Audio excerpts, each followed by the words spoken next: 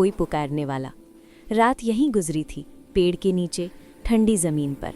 उसने धीरे से आंखें खोली। शरीर भारी था, पर शिकायत किसी से नहीं। रास्ते से लोग गुजरते रहे, किसी ने देखा, किसी ने नहीं। वो बस बैठा रहा, जैसे इंतजार कर रहा हो किसी अपने का। कभी एक घर था जहां वो चुपचाप सीढ़ियों पर बैठा रहता था, कभी किसी इंसान के साथ बिना बोले, बस साथ होने की खुशी में। पर वो दिन अब याद बन चुके थे। दरवाज़ा बंद हुआ और वो बाहर रह गया। यादें धुंधली पड़ी और वो फिर वर्तमान में लौट आया। अब पेट की नहीं, ज़्यादा दर्द दिल में था। वो उठा और चल पड़ा, काम की तलाश में। दुकानों के सामने रुका, हाथ जोड़कर खड़ा हुआ। कोई व्यस्त था, कोई अनदेखा कर गया। उसने सिर झुकाया और आगे बढ़ गया।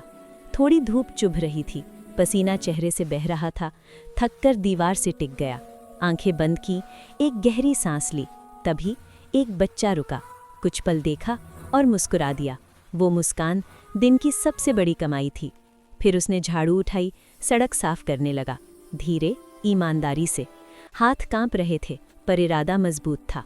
एक बुजुर्ग औरत रुकी, उसके हाथ में कुछ सिक्के रख दिए। उसने दोनों हाथों से लिया और सिर झुका दिया।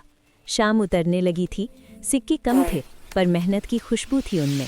वो खाने की दुकान तक गया, एक छोटा सा पैकेट लिया, फिर सड़क के किनारे शांत होकर बैठ गया।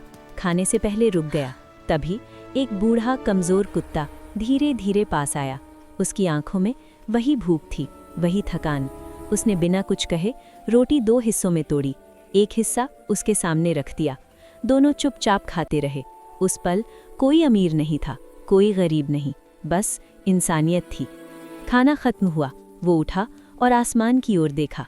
तारे हल्के हल्के चमक रहे थे, जैसे कह रहे